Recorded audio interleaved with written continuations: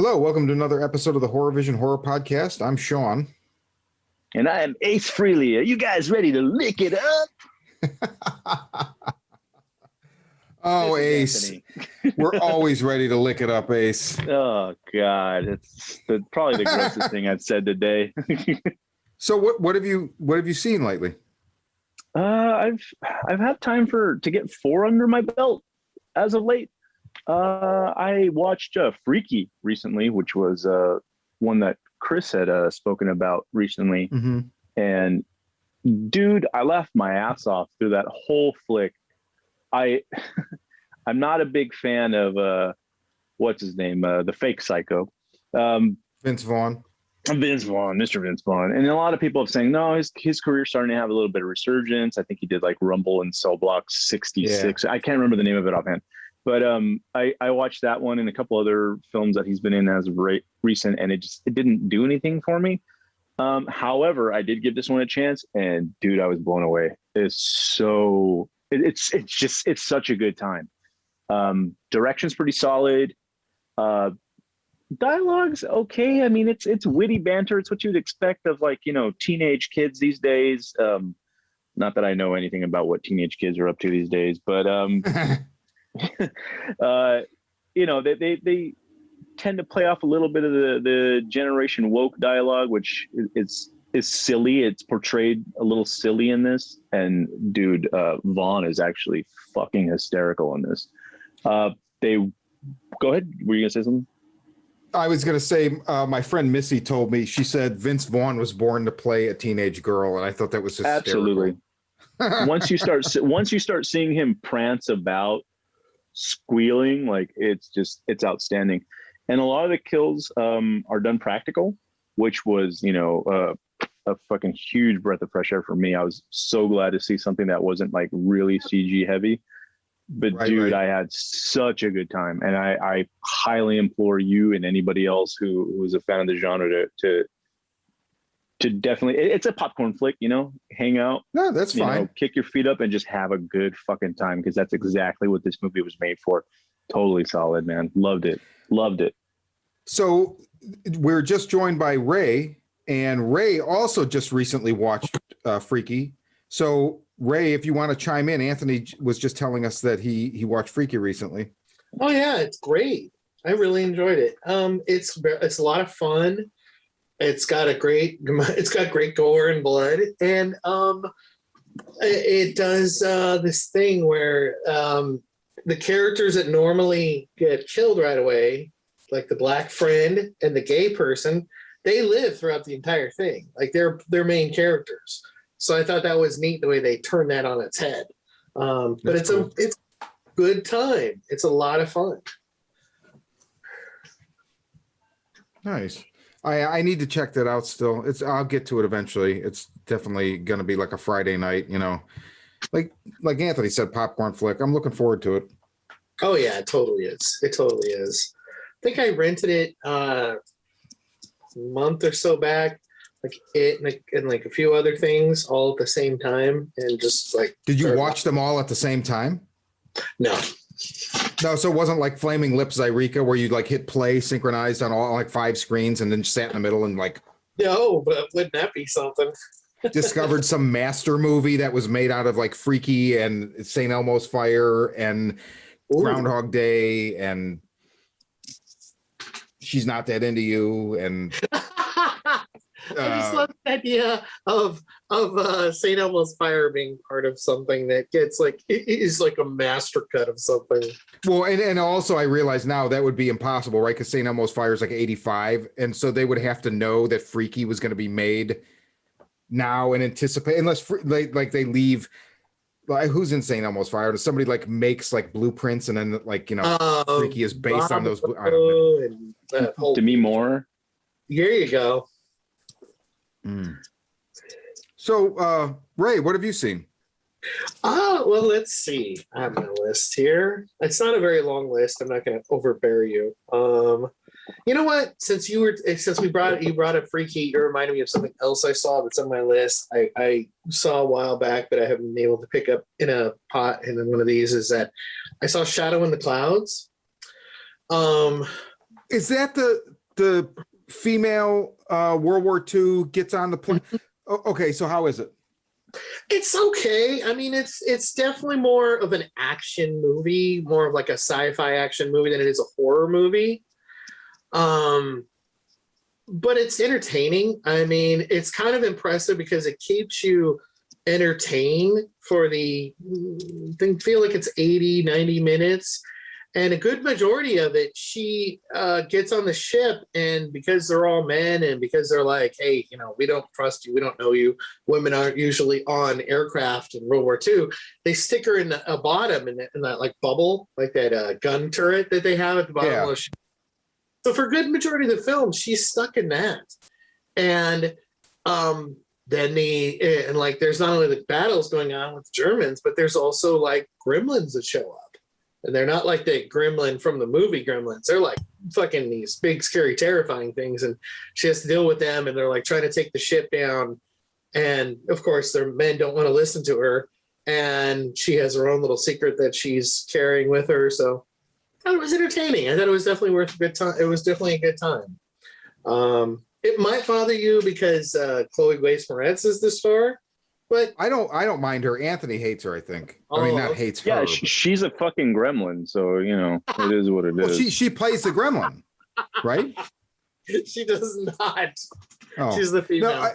No, I don't have an opinion either way. I mean, I don't even know what I've seen her in other than Suspiria, which she didn't bother me in, and Kick-Ass. However long ago that right. was. That's where I know. If I've seen her in anything else, I don't know. So I can't comment either way. But that movie, something about that movie, I don't even know what it was, like rubbed me the wrong way. And then I heard somebody talking about it on a podcast. Oh, okay. It was on the Colors of the Dark podcast. And they basically compared it to Crank, and the fact that like you'll either love this movie or you'll fucking hate it, but it's just like balls to the wall, like for the whole runtime almost. And so I was like, okay, I'm kind of interested. Then I watched the trailer and I got more interested. I just haven't watched it yet. I guess the Crank comparison feels like a little bit of a strain to me, but I guess that makes sense in that it is. I feel like if you're going in as a horror person or horror crowd, that it's, like I said, it's more not a horror movie. Yeah, yeah.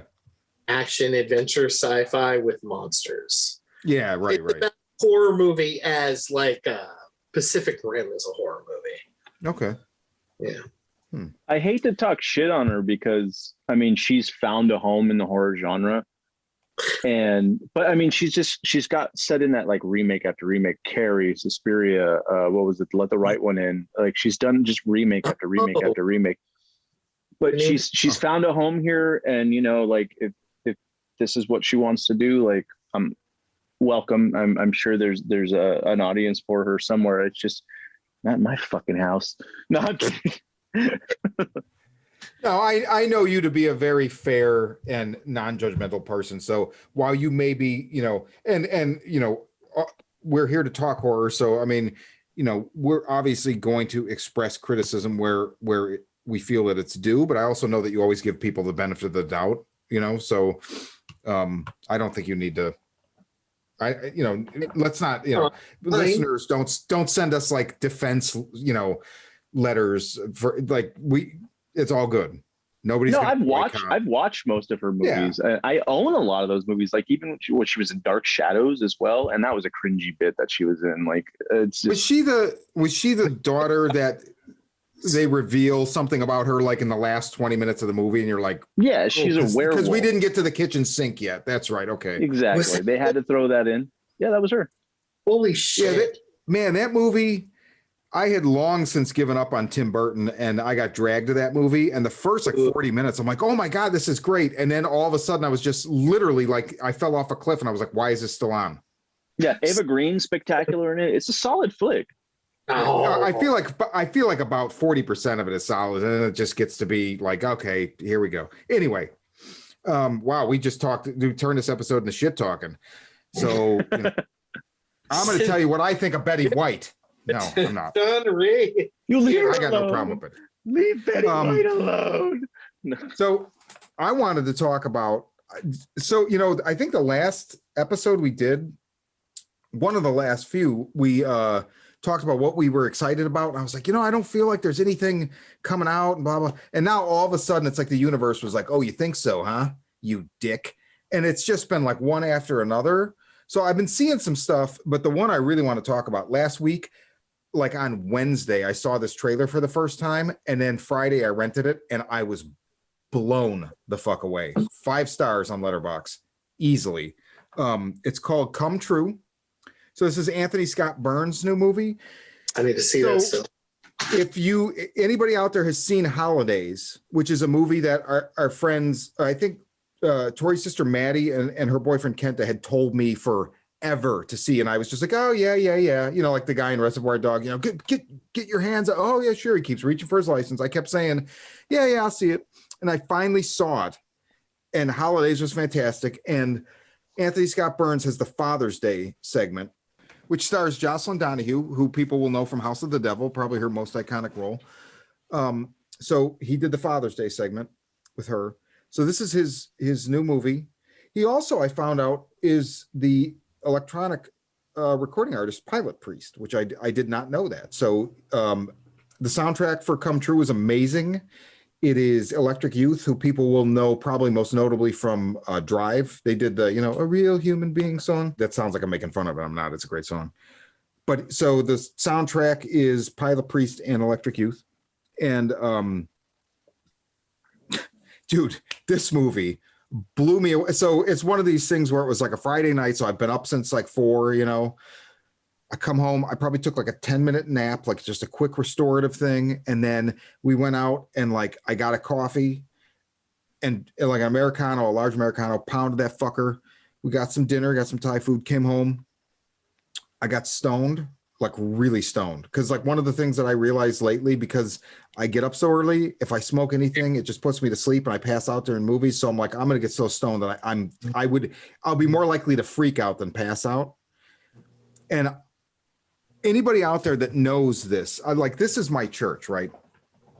Lights off, everything's quiet, phones put away.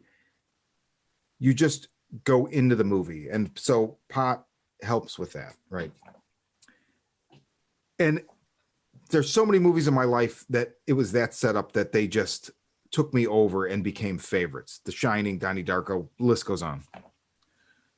I won't put this quite on that level, but dude, this flick pulled me in, and it's basically, so it was written by Anthony Scott Burns and Daniel Wessenberger. It's about a young girl who is estranged from her family. We don't know why. She's sleeping on a slide in a sleeping bag in the park, going to high school by day. Occasionally she gets to stay with a friend, and she's having these dreams, and they're making it so she can't sleep, and so she's just really mentally screwed up, and she'll like wait for her mom to go to work and then sneak in the house and get supplies if she needs it and then go back out. The lead is Julia Sarah Stone. Totally unfamiliar with her. She knocked it out of the park. So what happens is her and her friend are having coffee at a coffee shop. She sees one of those ads like you'd see for babysitter or whatever, but it's for sleep therapy. So she pulls one of the tabs. She goes and checks in with this institute. It's a very kind of picture those kind of institutes. It was shot in Canada. Those institutes you see in the old Cronenberg movies, like The Brood and whatnot. Oh, okay. She goes in there. They do some preliminary questions and whatnot, and like a physical. And they're like, okay, they welcome her into this study. It's her, and I think it's 4 guys, two of whom have been doing this for like 16 years or something. And she's like, wait a minute, you're going to pay me like, if it's like $2,000 or something, all I have to do is come here for like the next month or 2 months or something and sleep. And they're like, yeah, that's it. She has to wear this cool little suit with this headgear thing, and it takes these readings, and then basically she doesn't know this at first. I'm not really giving anything away, but it has to do with her dreams, and they're looking for something in these people's dreams. And the dream sequences are unbelievable. And the movie opens with one, and that's what really pulled me in right off the bat, along with the music. And it was one of those viewings where I was so into it that you're just like, oh God, please don't drop the ball. Please don't drop the ball. Cause like there have been experiences recently, even where I'm watching something like this, and it's like, then it starts strong and it like starts to lose me. And I'm like, no, no, no, no. This held me a whole way.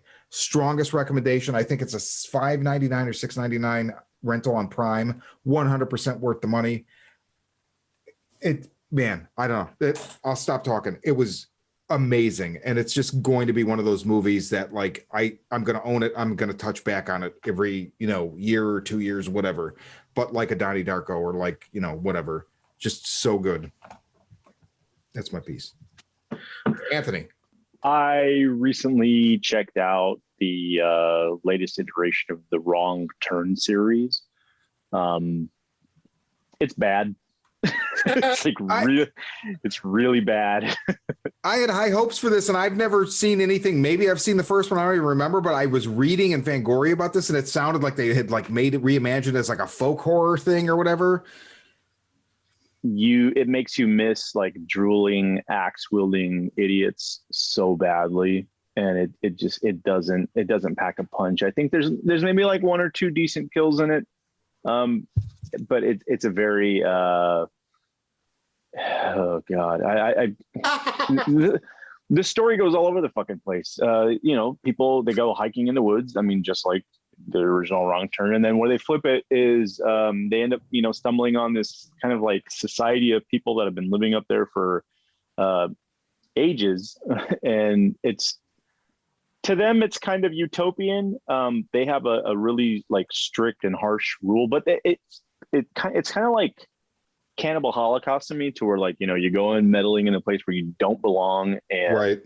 You end up in these dire consequences as a result, and paying like a really severe price.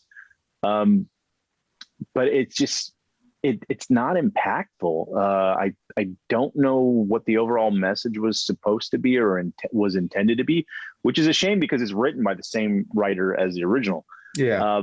But it just doesn't play into today's standards of what we expect from most horror films. And maybe that was like the big fuck you he was giving to everybody, because I'm sure he expected everybody to want that, again, the axe wielding morons running through the woods chasing hot teenagers and shit.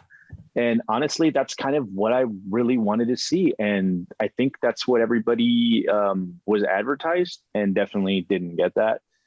The story just doesn't. It's totally unbelievable and just silly at best. Really, it's hard. It's a hard watch. It's a really hard watch. By the time I got to the end of it, I couldn't. I was so glad to not have to stare at fucking an old Matthew Modine. It just as a hero character, it was just it was ugly. Wow. So now, do you think is it possible that you went in with the wrong expectations and that's why you were disappointed with it? Or because I didn't feel like it was solicited as anything other than like a total reimagining. Everything I heard about the movie was like folk horror or like a reimagining, not what you expect, nothing like the other movies. No, because after what was it like, the initial film and then what, like 6 sequels, I was ready to see something different. Unfortunately, it just didn't hit the mark. Okay, so in other words, this was something different, but it was something different that made you want to resort back to seeing the old formula. It was that bad. Exactly. It was to the point where it's like I'd rather go ahead and see a 7th film of just, again, drooling cannibals in the woods, hunting people with sharp objects. I'd much rather see that. They have a couple of interesting ideas that they toy with to get you to obviously to lean toward hating these people that live in the woods. I mean, again, much like Cannibal Holocaust, where you're like, oh man, these savages are, they're horrible people, and look at their customs and look at this and but I mean, I really don't have anything more to say about it. Okay, fair enough. Nah. Well, you saved me $7 or whatever it is to rent it. I went to the what do they call it? The COVID box, the red box, and touched the screen and licked it and saw what I could get. Nice. At least I got freaky out of it that night. So I was going to say, wouldn't it suck if you had actually gotten? Oh, would Ray was just miming as if he was licking the screen. Yeah, you got so it. like as if we're inside the red box looking out, you know. Wouldn't it suck if you had gotten COVID renting that movie? Right? Yeah, I would sue the wrong turn people. No, I'm kidding. I'm just saying that with this film, it's trying to make statements that have already been made in far more superior films, and it's just kind of watered down to adjust its view to, you know, modern audiences, and it just doesn't work. Okay, but that's it. Ray, hit me. Let's see. Got 4 others that I want to talk about. Let's see. Let's go stay out of the attic, or stay out of the fucking attic, whatever you want to call it. I saw that recently on Shudder. It's good. It's oh God, how did I describe it to you before, Sean? I think it kind of reminds me a little bit of House by the Cemetery. yeah. Forget what else. A little bit, no. Yeah, more of that than anything else. The setup is that these 3 people, all of them ex-cons, one who owns the company, are movers, and they show up to this guy's house, and the house is a lot bigger than they were told for the job. And he's like, I really want you to move me out by tomorrow morning, and because the new people will be coming. And here, like, we can't move you out possibly by tomorrow. Like, there's just too much. There's just too much to move. There's just the 3 of us. And he right away is like, well, what if I gave you this? Like, he hands over a stack of bills, like something like $800. And he's like, I really don't think we can do it. And the other 2 people are like, come on, we can do this. Let's do this. And he's like, no, we can't possibly accomplish this job by tomorrow morning. I'm sorry, sir. It's just no way. And he's like, maybe you need more. And so he gives them more money. And the other 2 people are like, come on, let's just do this. We can do this, man. And so hesitantly, the lead is like, okay, all right, sir, we'll do it. And he's like, okay, that's great. It's just these 2 floors. Don't worry about the basement. Don't worry about the attic. I'll take care of those. Don't even go into those. You just pack up the rest of the house and get it going. So they start packing up the house, and, like, you know, each of them kind of finds little weird stuff throughout the house. Like, hey, look at this. Like, one guy, he's packing up the library, and as he's packing up the library, like, he accidentally drops books, and he goes to pick them up, and the book covers don't match the books that are underneath, which are, like, all in German. And then another guy starts to notice, like, he notices a lock, and he comes to this one place, and the lead guy, and he's like, oh, well, what about this room? And he's like, the guy's like, don't worry about that. And he looks at it, and he's like, you recognize the symbol on the lock? And the guy's like, I kind of do, but I don't know from where. And then there's this room where it seems as though it's a nursery with, like, children's toys and things like that, but there's no children or anything to speak of. And the old man is, like, something like in his 80s. So they're like, okay, whatever. And, like, you know, the other 2 are mostly like, look, let's just get this job done. Like, it's just a moving job. Don't worry about it. And then, you know, and then the lead guy is like, I don't know. Something about this seems really off to me. I don't think this is good. Like, we should go. And then, of course, something gets revealed. There's a turn. I don't want to give away it. But Yeah, don't give away anything. if you've been paying attention to the movie as it's been going, you should probably know what the turn is before it comes. It's entertaining. I mean, it's got some good scares. It's got some good, well, I don't know about scares, but it's got some good moments. And, like, there's definitely horror element to it, and it's entertaining. I enjoyed it.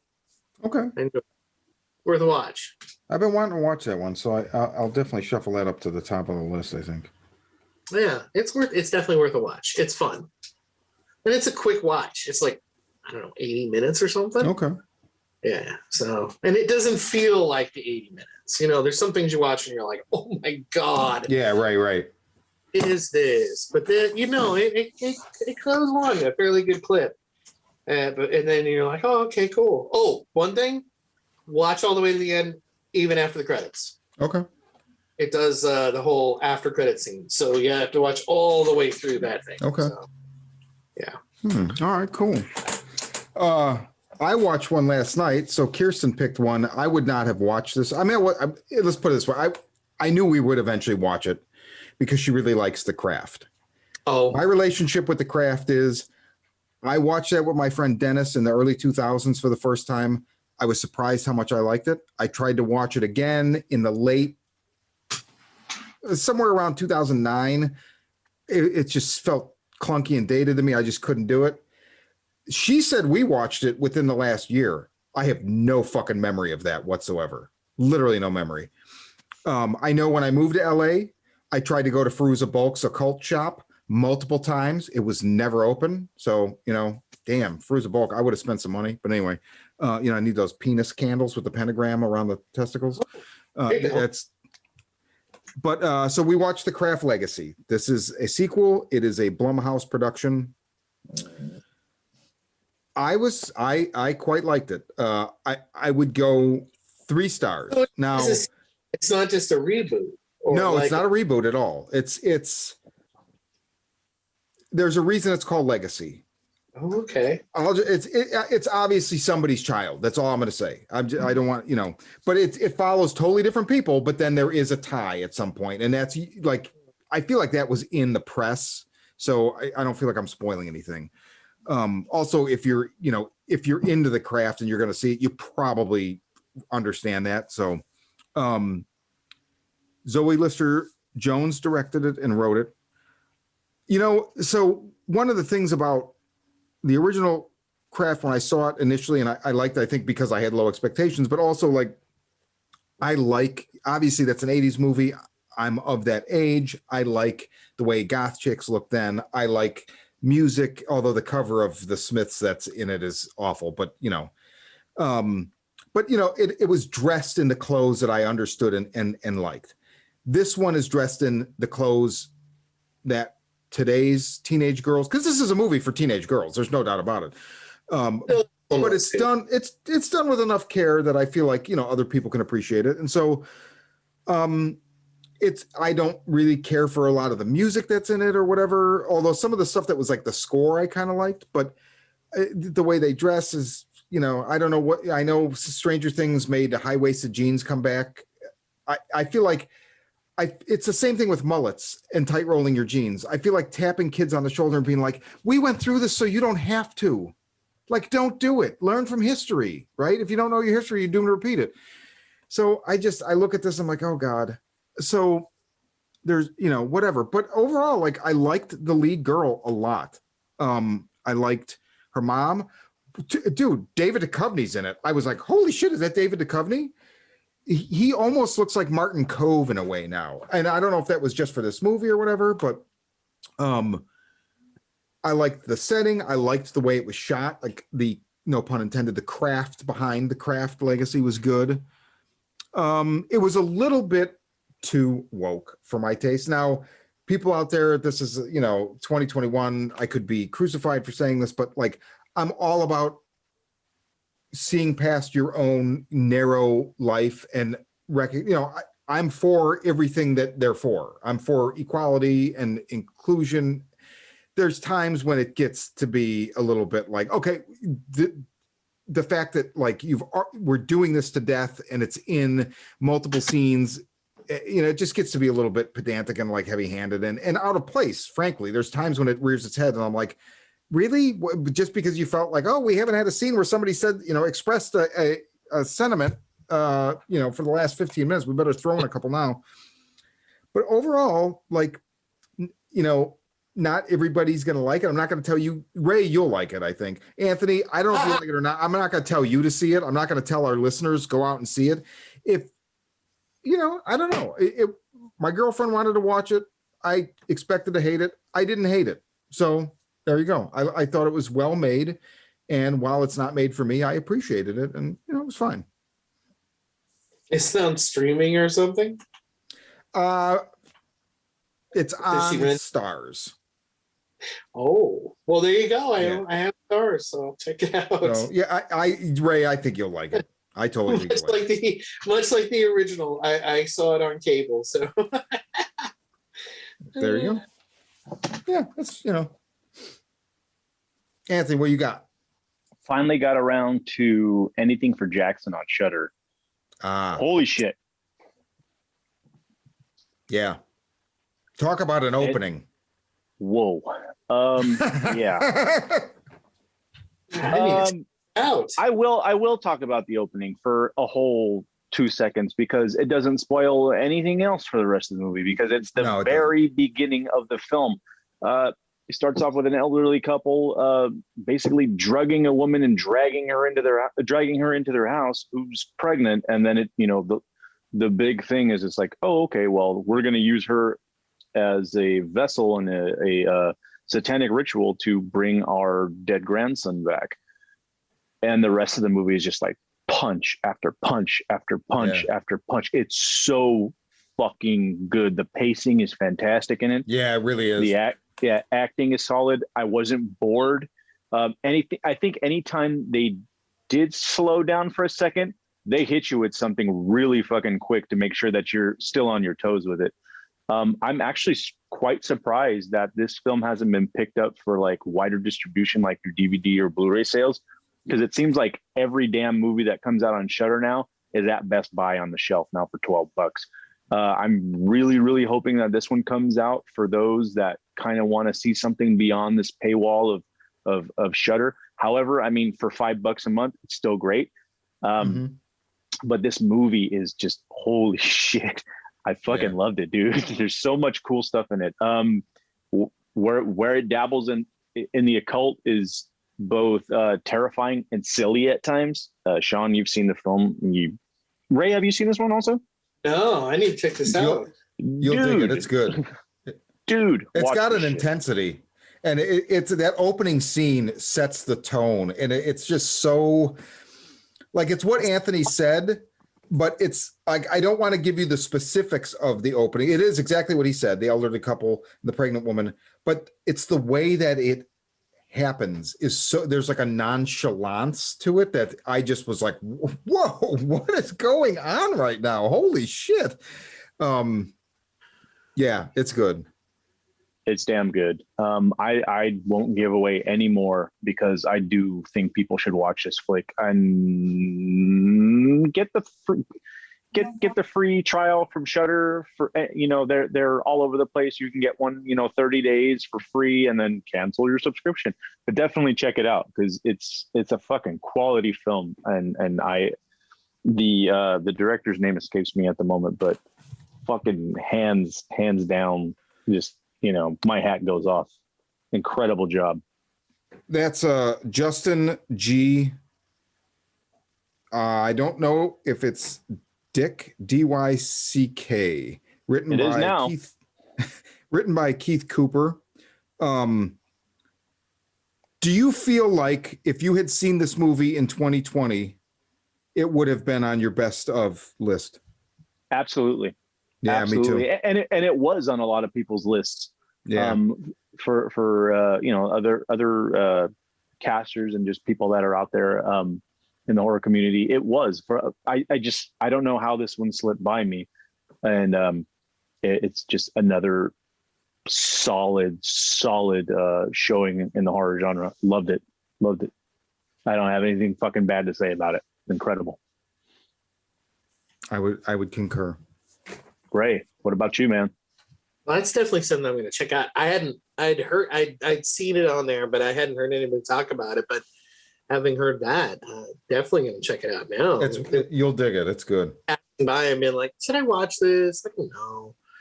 There's so much on Shudder that I think is quality that like I run into where I'm like, this is great. And like, it's hard to tell what to give time to. I know, dude, it's that paradox of choice now where it's like some days I end up just flipping. So what we did last night after I watched something after The Craft, and what we did was I'm like, okay, I'm going to set, I said, hey, Siri, set a timer for 4 minutes. Oh, And I just told Kirsten, I'm like, I'm going to start naming stuff and you can throw out names too. We're going to flip around on the different platforms, see what catches our eye. And at 4 minutes, we have to choose one of those movies. And that's, what we did. I'm going to start doing that all the time because I've literally spent like 20 minutes being unable to fucking decide. And it's ridiculous, and then it's like on a weeknight, sometimes I'm like, well, now I don't have time to watch anything. Going through before going, yes, no. I don't even want to go into it. I don't even want to go into that long. But what else did I watch? Let's see. I watched Lucky on Shudder. So did I. It's stars Brea Grant and who people will know from After Midnight. She's the girlfriend. And was directed by Natasha Kermani.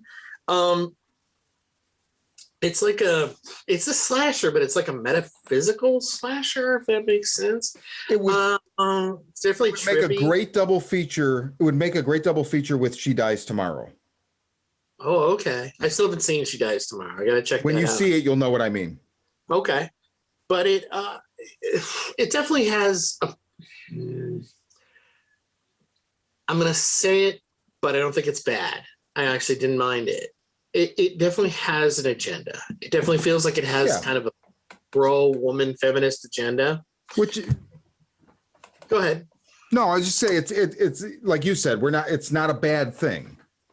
No, I don't necessarily think it's a bad thing because I feel like if you go back and look at the history of horror and trace through and look at some of the things that are brought up in horror, and I feel like there are definitely times that people are trying to accomplish a political agenda and definitely trying to push concepts or ideas and move society forward. Yeah, definitely.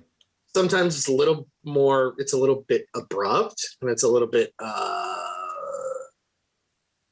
heavy-handed. There is a certain amount to this film. But it's also, there's a lot of substance. It's not just agenda. Yeah. It's really well done. And it's one of those where you're watching it, you're like, what the fuck is going on? Yeah. Exactly.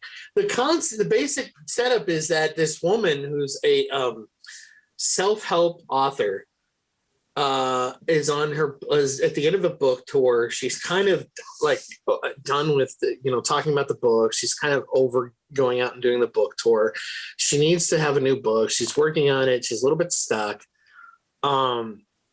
I think if I remember correctly, her publisher is possibly going to drop her or is not interested in the next book. Yeah, her agent is talking to the publisher and they are like kind of going in a different direction and that's right. It's kind of up in the air whether or not they want her next book.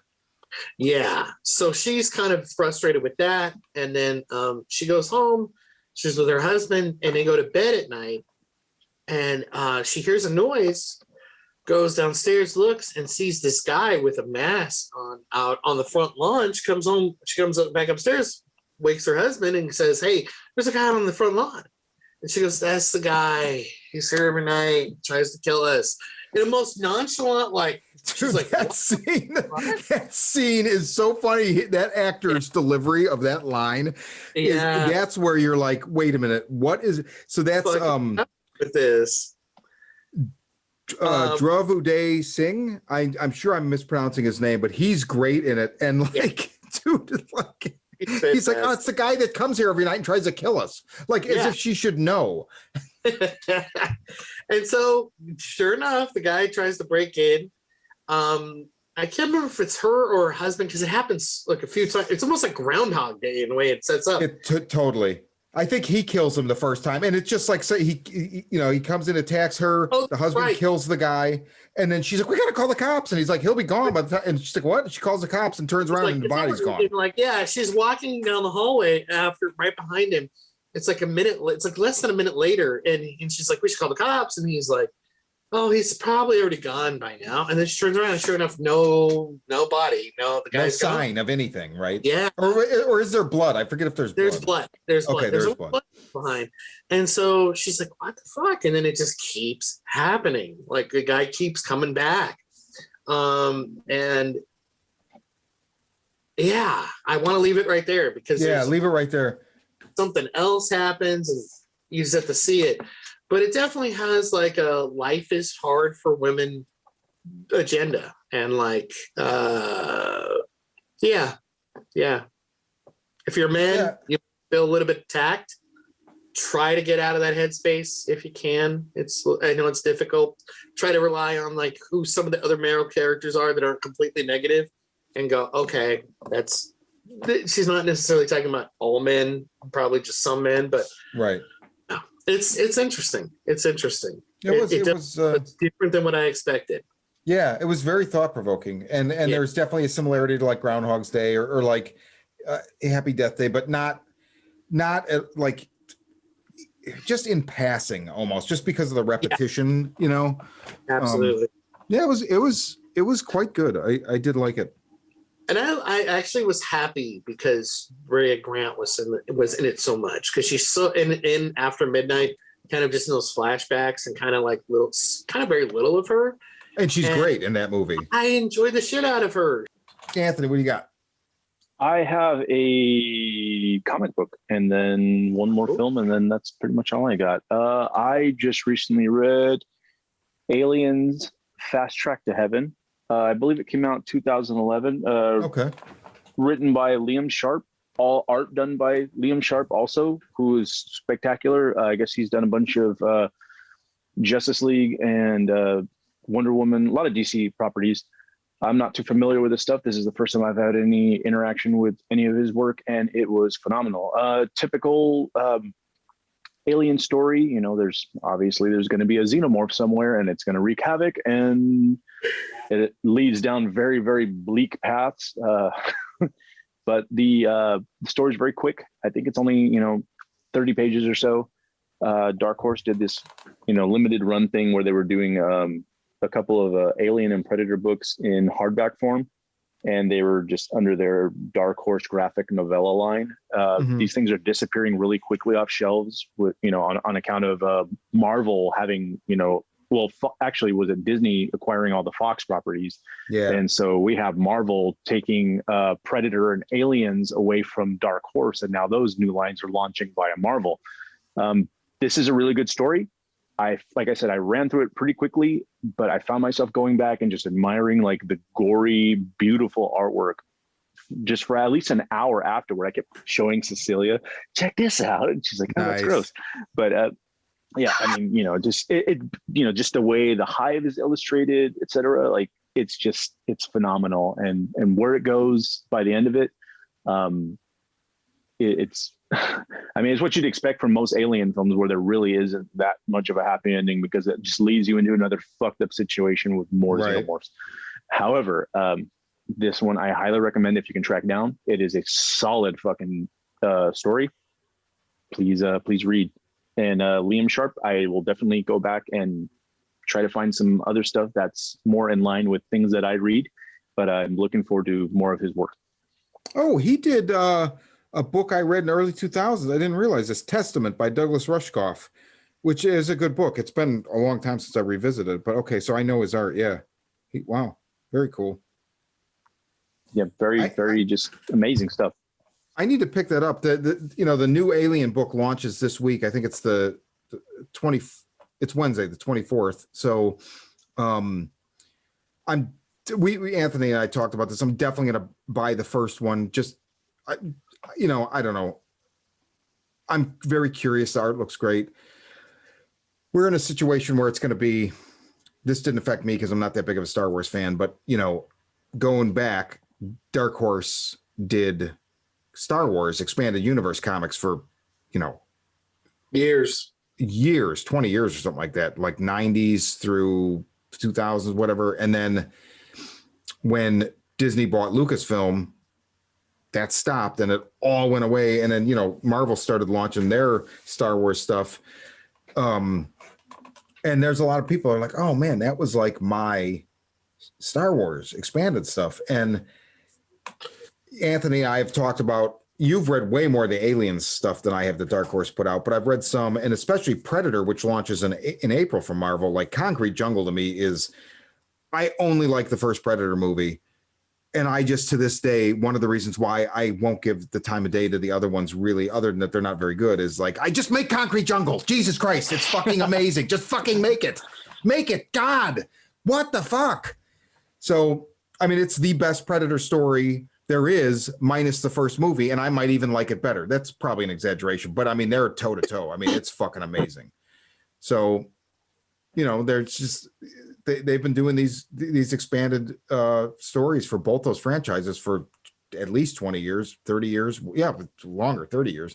And all that continuity is going to disappear. So that's kind of a shame. I mean, you know, you could still read it, but that stuff is, it won't be printed anymore. It'll be harder to find. So buy the shit now.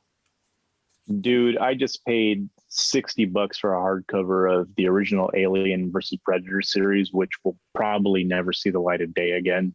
Yeah. And that's sad. And that's like a beautiful hardcover with like gold foil. It looks like a Bible. Nice. It looks that's like a great series.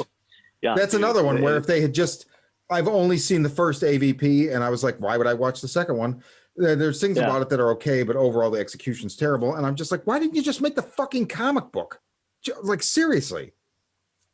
That was one of those films where I went back and watched it like 2 or 3 more times in theater just to see if I could like quell my disbelief. I remember you talking about and I was that, like, this has to get better at some point. There's got to be some saving grace. I never. It's me. It's just me. It's just me. It's not the movie. No, it's not you.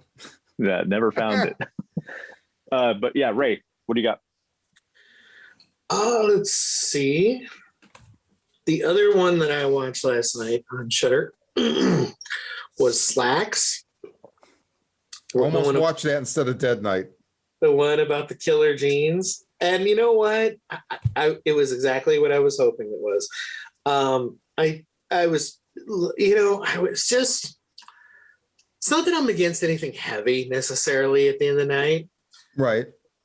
I just wanted to watch something because, you know, at the end of the night, I find like I'm just kind of cooling out. Like I just, you know, I'm getting like I'm gonna in like another hour and a half. I'm gonna head to bed.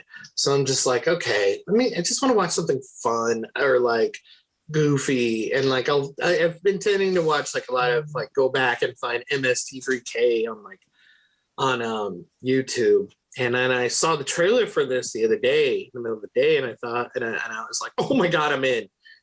Because one of the producers was from Turbo Kid. Yeah, I saw that. Yeah. I was like, oh shit. All right, you sold me. So I watched the trailer and I was like, this looks exactly like what I want. And oh man, it's so goofy. It's so like fun and goofy, but it has this neat because it is a killer gene movie that you expect it to be. It is a pair of designer killer genes that are killing the people in the shop that sell it. But then it takes this neat turn at the last like third of the film. Don't say what the turn is. No, I'm not going to give the turn. Okay. It becomes more serious and almost like a haunting ghost story. Oh, interesting. Oh my God. Like it was so impressive because it was so goofy and like fun and slappy and like, you know, these over the top kills and stuff. And then it became like, it shifted in tone and became a lot, like, kind of more serious and tragic. And I was like, wow, that was cool.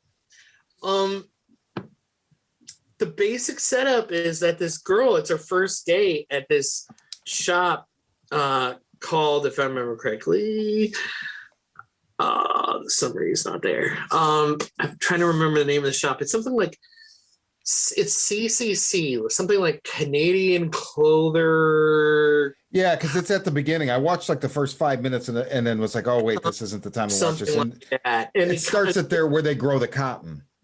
Yeah, with this girl picking it in India, and like the concept is like everything is really like sweatshop free, grown, like conscious clothing, and you get a very much of a Gap kind of feel to the place. So she goes in and like everything is color coded. So like there's literally a green section of the store and another section of the store. But everyone that works in it is super catty. Like,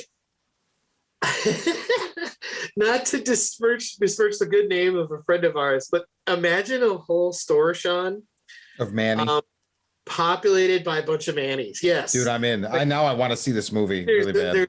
The girls are like Manny, the guys are like Manny. Like, people are very territorial about their sections, and they don't want to train this new girl. They're like, why do I have to train her? And the manager is literally like, because I said so. And so she goes over to this person, and he's like, yeah, I don't really have time to train you today. And as it is, you're supposed to be wearing our clothing when you're working here. And she goes, well, I am. I bought this last month. And this guy very snarkily goes, last month was 3 seasons ago. Wow. You need new clothes. So fix that and then we'll talk. And so she has to go shopping, and you're like, you feel for her because she's like trying to be really sweet. It's her first day. And everyone's just super snarky and like it's sarcastic, and they have no time to deal with anyone, these fashionistas. And the next day they're supposed to release these jeans. I think they're called supersize, which the idea being that like anyone can wear the jeans. You put the jeans on and they form fit to you based on the heat signature of your body. I don't know how it would work, but it's a movie.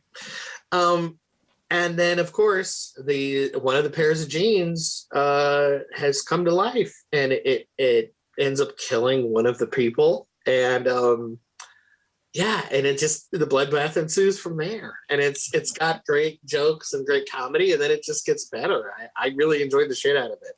Nice. I thought it was a great time. And it's only 77 minutes, so you can get through that. I'll definitely watch that.